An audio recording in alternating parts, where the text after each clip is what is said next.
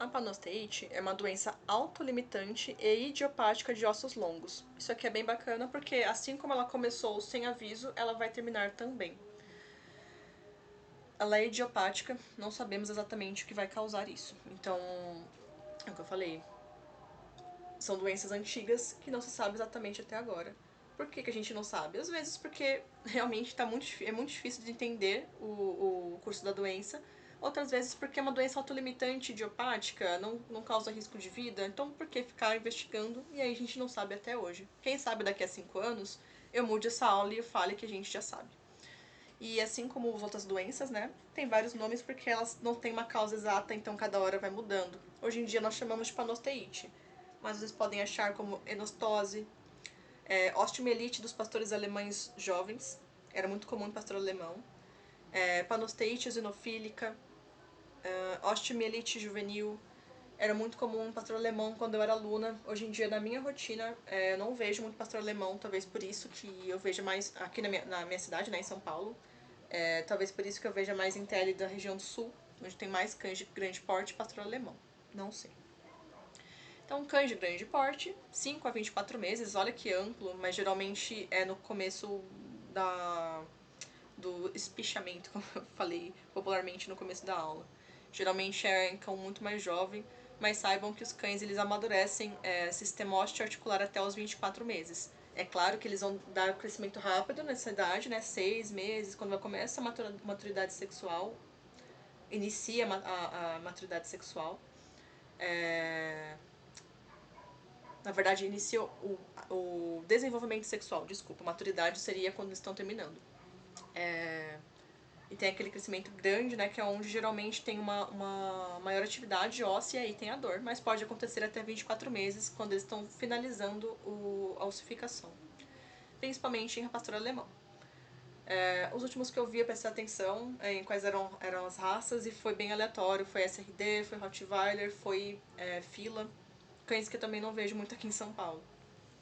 Então nós podemos ver uma única área ou múltiplas áreas de um mesmo osso ou bilateral, ou de vários ossos, atingida por essa alteração. São lesões radiopacas, lesões esbranquiçadas com maior densidade no osso. Explicando esses termos, né? Monoostótica, quando a gente fala de ostótico, nós estamos falando de ossos. Então, monoostótica, um único osso. Poliostótica, mais de um osso, vários ossos.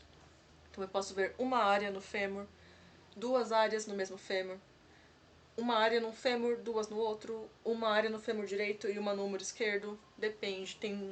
O curso dessa doença é classificado em 3 fases, então do mais inicial até o mais desenvolvido.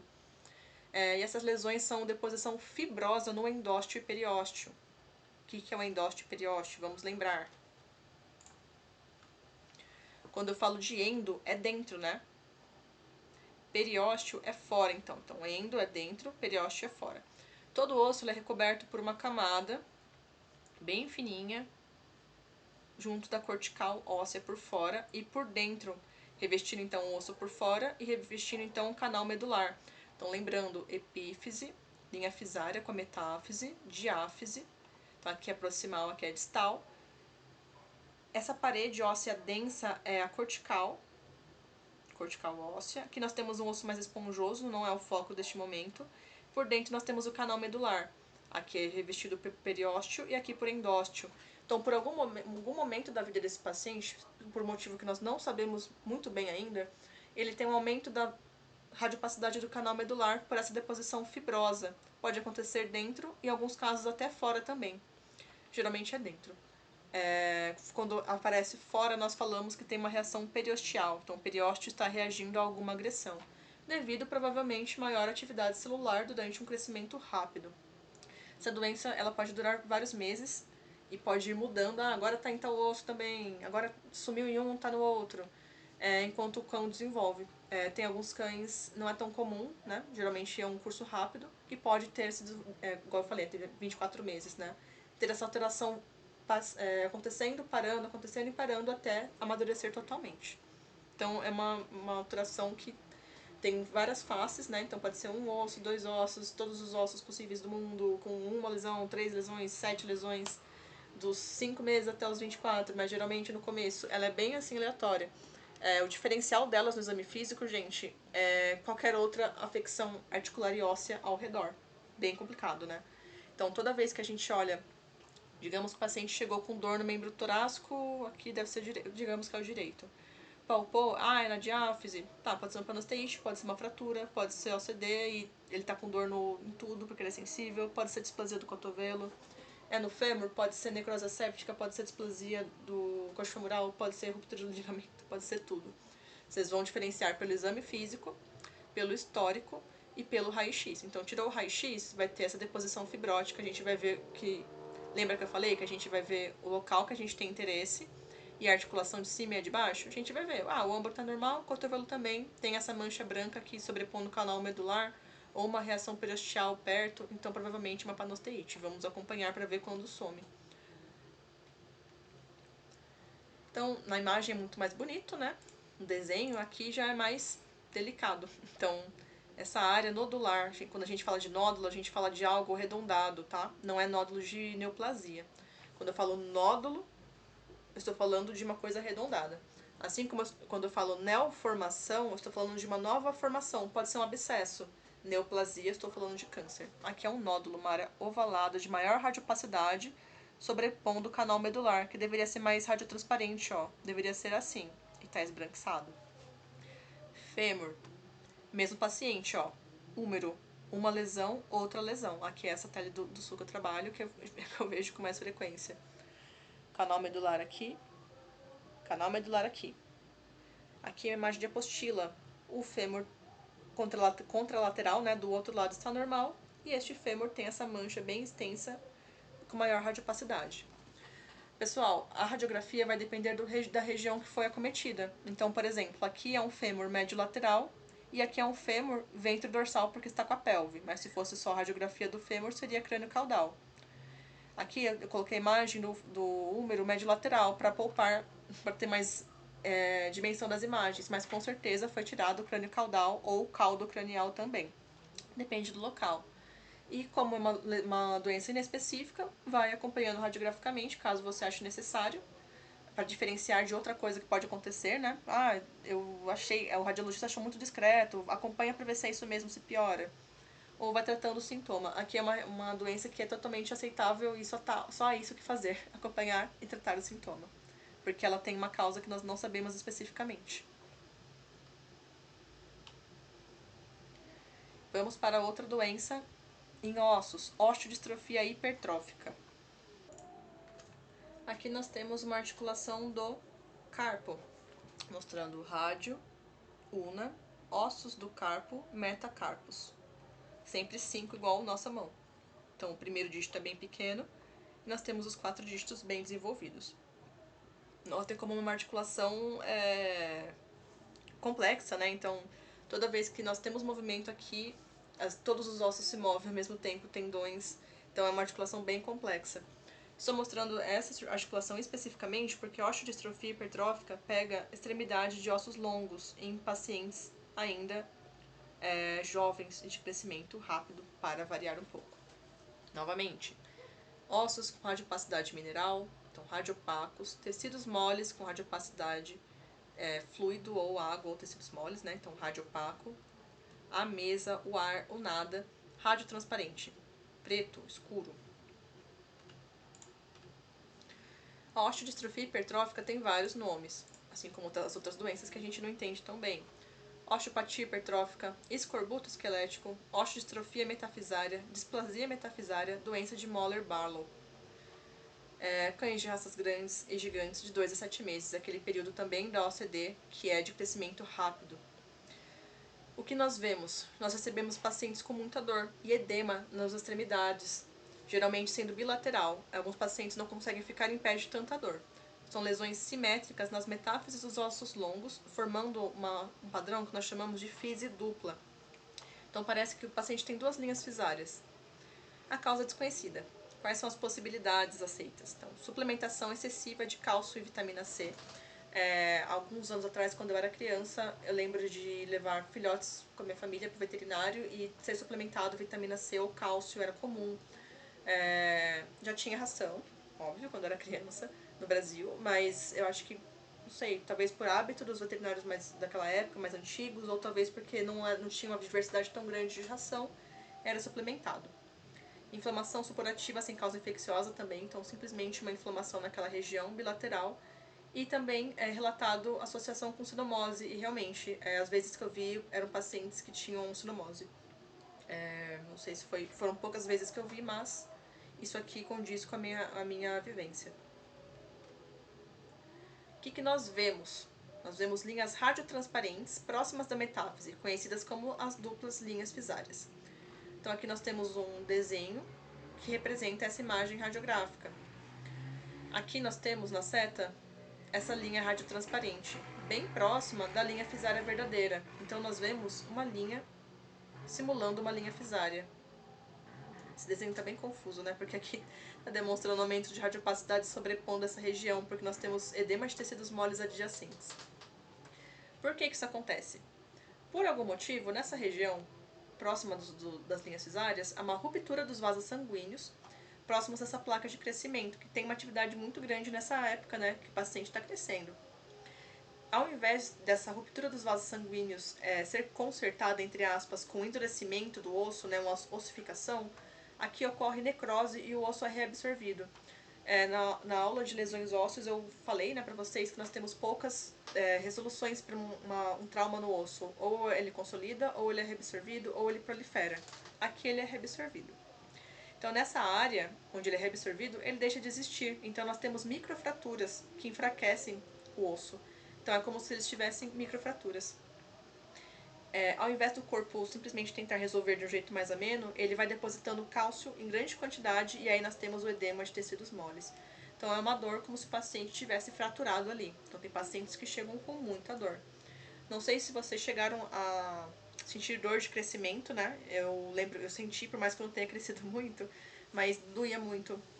Isso também a dor do crescimento, quando a gente é criança, é basicamente o trabeculado ósseo se refazendo e expandindo o nosso osso, que é semelhante à dor de usar salto alto. Quando as mulheres usam salto alto, uma pessoa que usa salto alto, na verdade, né? Não só mulheres, usam salto alto durante longos períodos, há pequenas fissuras, né, no trabeculado ósseo, e isso dói. O osso, eu já falei para vocês na outra aula, o osso ele é um tecido que muda continuamente, né? Então, neste exato momento, vocês estão assistindo a aula, o osso de vocês, os ossos de vocês estão sendo destruídos pelos osteoclastos e repostos pelos osteoblastos. Então, a estrutura óssea, ela é renovada. Só que quando há trauma junto, quando é muito rápido, né, isso dói. Então, geralmente isso acontece, causa muita dor e é em ossos longos.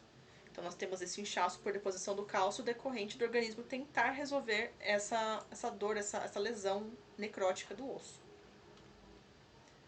Outra imagem, né? Isso aqui é uma linha fisária normal.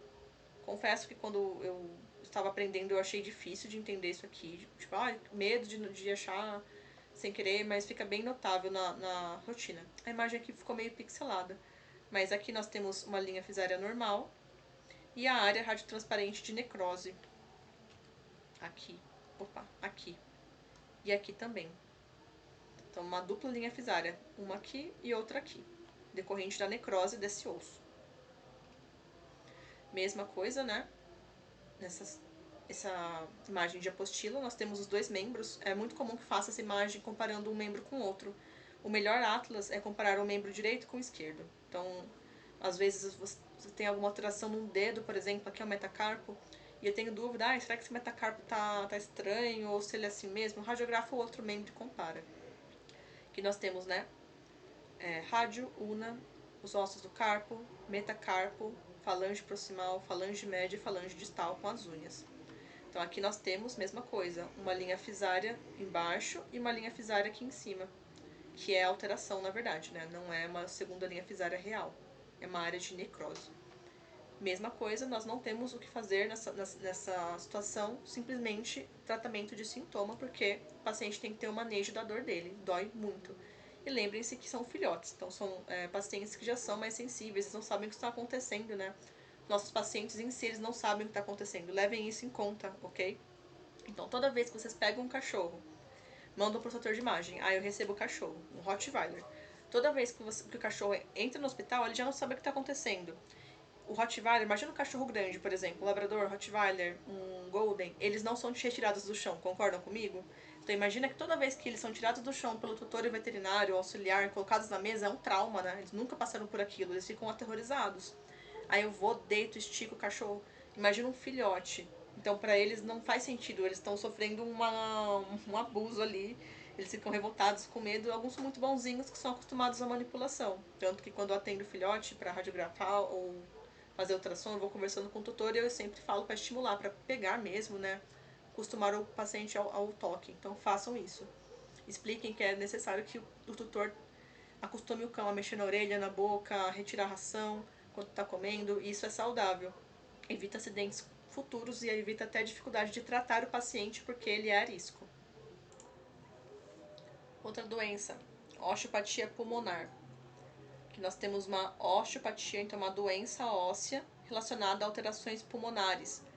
Quando eu era aluna, eu lembro que quando eu estudei, o que me ajudou a memorizar sobre essa doença foi lembrar de osteopatia pulmonar. Então, guardem isso, que talvez auxilie vocês a lembrar o que é. Não é tão comum, porém eu já vi algumas vezes. Vocês também vão se deparar com isso ao longo da vida.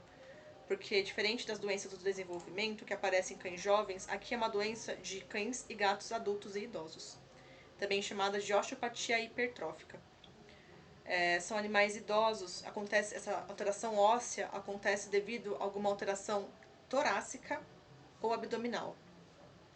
O que nós vemos? Nós temos lesões. Opa, não é isso que eu quero fazer. Lesões bilaterais, simétricas e edematosas que causam dor à palpação em membros. Então, nós temos, por exemplo, se for em carpo, em dígitos e carpo, nós temos lesão nos dois lados, lesão do mesmo tamanho, com edema e que causam dor à palpação dos dois lados, dos dois membros torácicos. Ocorre sempre em porção distal, então dígitos, e vai progredindo de modo proximal. Então, dígito, carpo, radiúna, húmero, e são associadas a processos intratorácicos ou extratorácicos. O que são processos intratorácicos e extratorácicos? Doenças, por exemplo, no tórax, neoformação pulmonar, abscesso pulmonar, cardiomegalia, são afecções que causam um aumento de volume dentro do tórax. Nós também temos extratorácicos, né? Por exemplo, neoplasia de mama, em periferia, em locais mais distantes, comum que a gente veja neoplasias de mama bem grandes. Hoje, eu via muito mais alguns anos atrás, hoje, felizmente, a gente vê menos devido ao maior número de cadelas castradas. Mas principalmente neoplasias de mama grandes mesmo, assim, tipo, que são desproporcionais para o cão. E neoplasia em vesícula urinária, né? Que já é intraabdominal. Quais são as possibilidades? Aqui, gente, eu não tenho uma explicação que encaixe tão bem para vocês, porque não há. Então, talvez essas doenças intratorácicas e extratorácicas causem um aumento do fluxo sanguíneo na porção distal dos membros, por um motivo não sabido ainda. Ou seja, um fator hormonal, hipóxia, por exemplo, em alteração intratorácica, não se sabe exatamente. Se sabe que essas alterações de grande dimensão que causam pegam espaço intratorácico ou até extratorácico, esse aumento de volume, por exemplo, pode acabar recrutando grande fluxo sanguíneo, podem causar essas lesões de osteopatia pulmonar. Não se sabe exatamente, aqui eu não tenho, porque isso? Não tenho. É simplesmente uma hipótese. Então nós temos essas lesões bilaterais, simétricas e edematosas que causam dor à palpação em membros, porção distal, que vai subindo, né, vai ficando proximal, devido a alterações intratorácicas e extratorácicas. O que é isso? Isso é o que causa a dor, o edema simétrico em dígitos. Basicamente é uma proliferação óssea que respeita a articulação. Isso aqui é o metacarpo, ou metatarso. Falange. Nós temos uma proliferação óssea enorme aqui, articulação íntegra. Proliferação óssea, articulação íntegra. E aí vai proliferando e subindo até chegar nos outros ossos. Essas alterações intratorácicas e extratorácicas causam essa proliferação óssea dolorosa.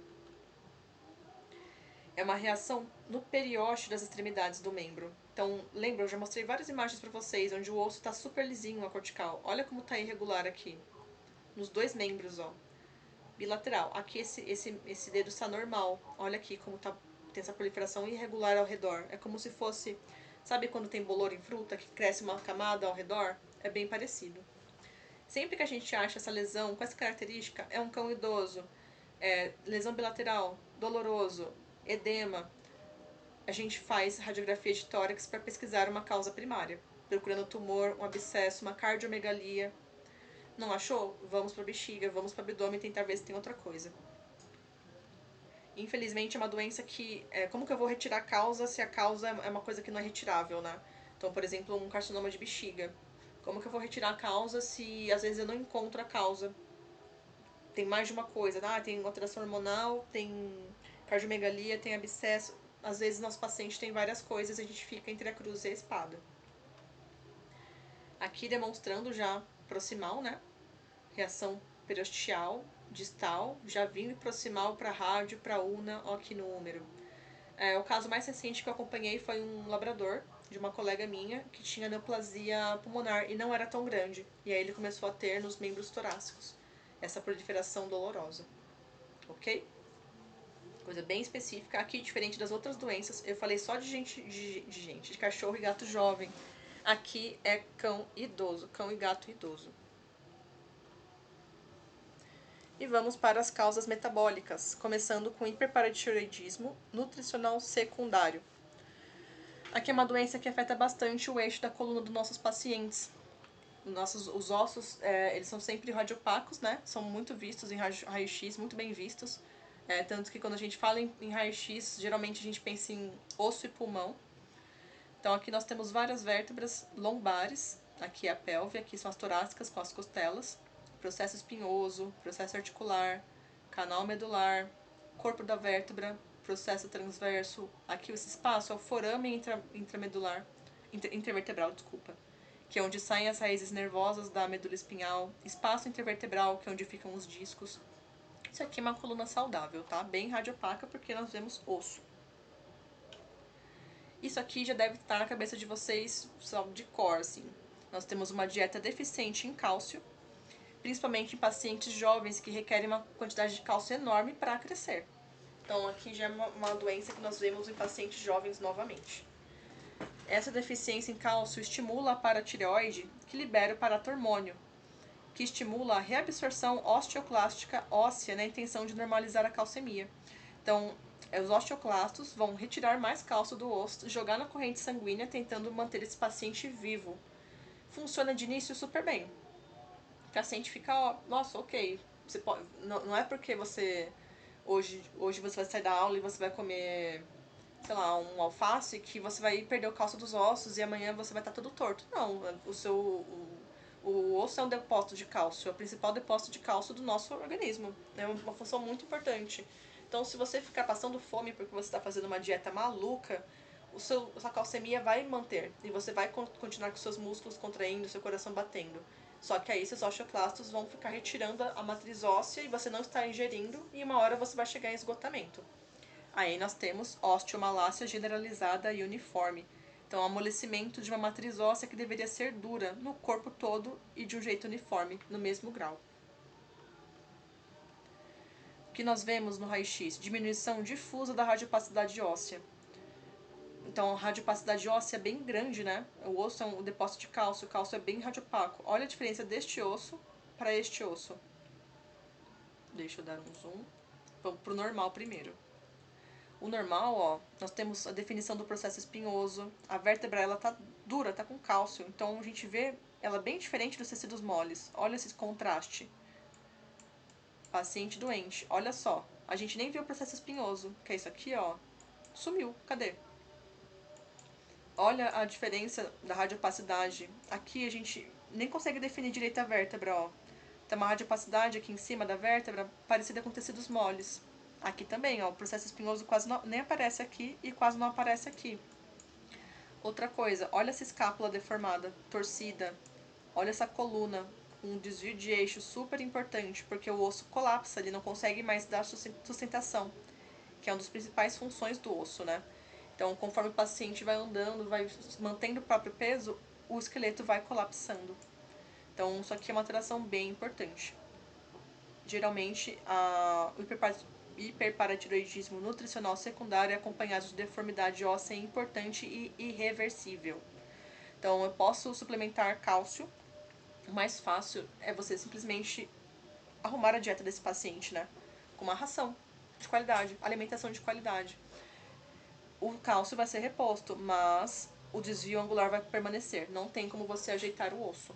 Isso aqui, gente, é muito comum em clínica de animais silvestres, infelizmente, devido ao tráfico. Então, uma pessoa que compra um animal de tráfico é uma pessoa que está compactuando com a crueldade de tirar aquele animal selvagem do local dele, de jeito totalmente irregular, e é uma pessoa que geralmente não vai levar para o veterinário com medo do veterinário reter, né, na cabeça dela, o veterinário vai tirar o sagui de mim, e vai criar de qualquer jeito, porque geralmente são pessoas que não se dão ao trabalho de pesquisar.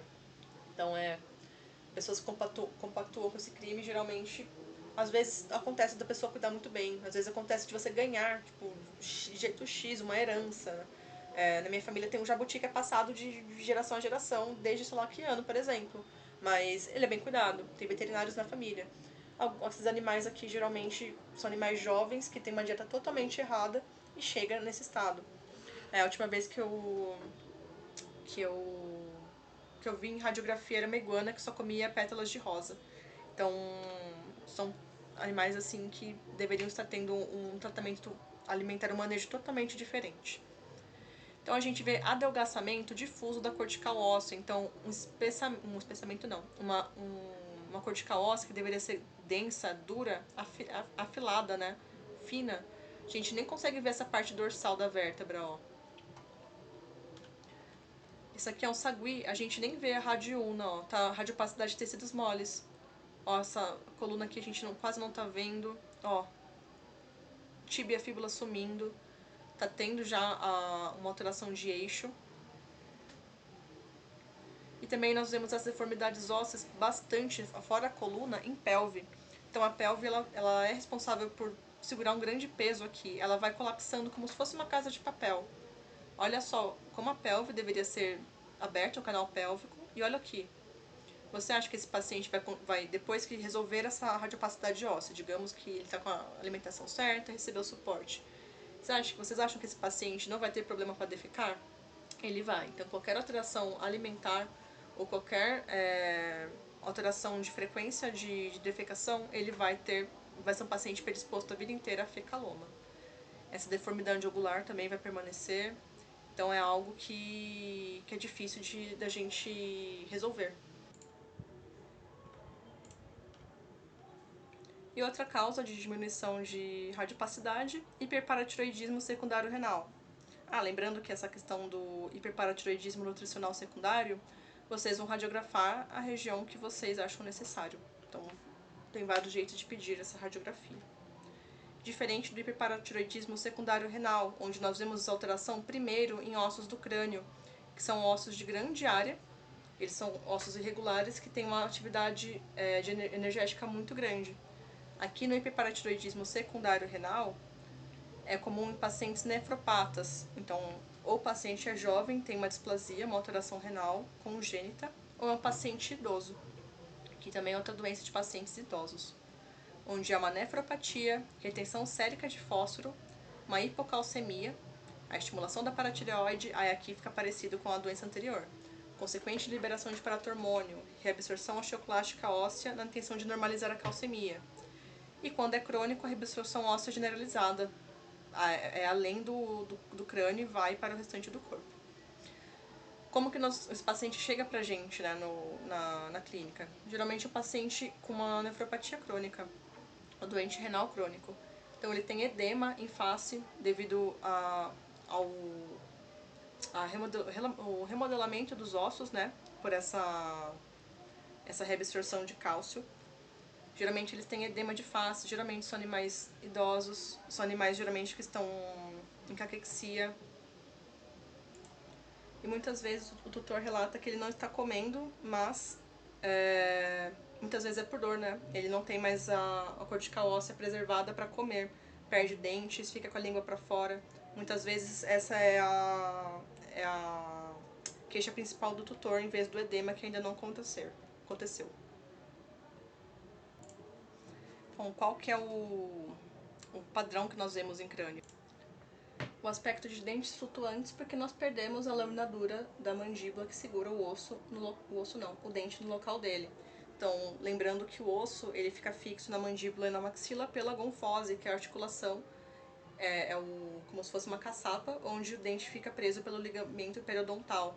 Se a cortical óssea é desfeita, o osso não tem mais onde segurar esse dente, né? Então aqui nós estamos vendo, é uma estrutura que vocês não viram ainda, que é o crânio em radiografia, em projeção ventrodorsal. Então o paciente está de barriga para cima, mostrando o queixo para o teto do setor de raio-x. Aqui nós temos dentes, é uma região complexa, gente, não se assustem. Então nós temos os dentes de uma paciente normal, este ramo aqui é a mandíbula.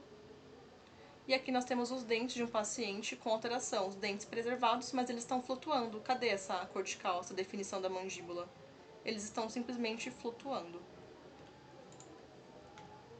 Aqui fica mais visível, né? Se eu colocar um paciente saudável ao lado. Então aqui eu vejo o palato duro, o osso nasal definido aqui, ó, a mandíbula com contorno definido, que é a parte que a gente palpa no queixo, né? Aqui não tem mais, ó, tá radiotransparente para um osso. Olha aqui, tá flutuando, não vejo palato duro. Cadê o palato duro, que é esse risco? Não está. Osso nasal também não está. Notem que aqui os dentes são alinhados. Aqui, olha só essa curva. Os dentes estão soltos, você tira com a mão. A pobre da TM tá aqui, pode estar até luxada, dependendo do quadro do paciente. Eles vão perdendo toda essa radiopacidade de osso do crânio. Mesma coisa aqui. Tá bem, a calota desse cachorro já tá bem porosa comparada com a calota deste, né? Por mais que pareça ser um cachorro menor. Aqui, mesma coisa, os dentes levemente desalinhados, a mandíbula virou um fiapo aqui, né? A gente não vê, os ossos estão praticamente desfeitos, o osso nasal também, e os dentes flutuando. Então é paciente já acometido também, igual aquela primeira imagem. Aqui é um crânio lateral direito, então o lado direito do paciente está na mesa, e aqui é um lateral esquerdo, só que eu espelhei a imagem para ficar parecido. Aqui o crânio original está virado para o outro lado, porque ele está com o lado esquerdo na mesa. Qual que é a diferença de um para o outro? Então, nutricional, qual que é a etiologia? Dieta desbalanceada em relação a cálcio, fósforo ou deficiente em cálcio. Então, aquele gato que só come peixe, por exemplo. Renal, insuficiência renal e retenção sérica de fósforo, acarretando em hipocalcemia. Causas diferentes, aqui tratável, aqui tem que avaliar caso a caso. Será que é uma coisa aguda, uma obstrução por litíase e aí é retirável? Ou é simplesmente paciente super idoso com uma insuficiência renal crônica? Tem que verificar. Aqui, animais jovens, né? Nós temos uma demanda grande de cálcio por uma dieta insuficiente. E aqui, a maior parte, animais idosos ou jovens com alteração renal precoce. Sintomas: claudicação, fraturas patológicas, perda de dentes. Acontece também, tá? Não apenas neste. Nós também temos dente sendo solto depois de um tempo. A diferença é que na causa renal, os dentes flutuantes é uma coisa assim muito clássica, bem no início. Aqui não, aqui já não é tão clássico. E nós temos aqui sintomas relacionados principalmente à nefropatia e edema de face. Sinal radiográfico, nós temos diminuição da radiopacidade nos dois jeitos, só que aqui é difuso. A gente vê deformidade espinhal, fratura em galho verde, que é uma fratura patológica. E aqui uma substituição do tecido ósseo por fibroso e principalmente em crânio. Diagnóstico aqui, radiográfico e histórico. Vamos ver como que está. É um paciente jovem, com uma dieta desbalanceada, vamos tirar a radiografia e a gente verifica.